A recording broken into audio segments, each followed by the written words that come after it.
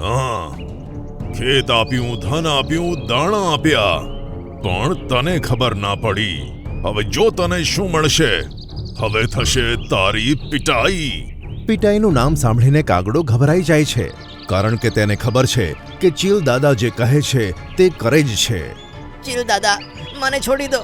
હું ચુનમુનને છોડી દઈશ, આ ગામ પણ છોડી દઈશ, આ ખેતર પણ છોડી દઈશ, અને કોઈને કશું જ નહીં કહું, અને હું પાછો અહીં નહીં આવું.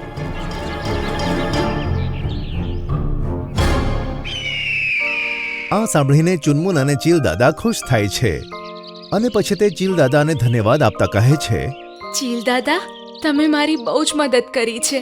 મારા બચ્ચા સવારથી ભૂખ્યા છે, હવે હું એમને દાણા ખવડાવી શકું છું. બેટા, તારે જેટલા દાણા જોઈએ તેટલા અહીંથી લઈ જા, અને તારા બાળકોનું ધ્યાન રાખ. અને જ્યાં સુધી તું ઠીક નથી થતી ને, ત્યાં સુધી તારા બાળકો પાસે જ રહેજે, અને કોઈ વાતની ચિંતા ના કરતી. આ રીતે ચીલ દાદાએ લાલચી કાગડાને દંડ આપીને તેને સારો પાઠ ભણાવ્યો અને ચુનમુનની મદદ કરી.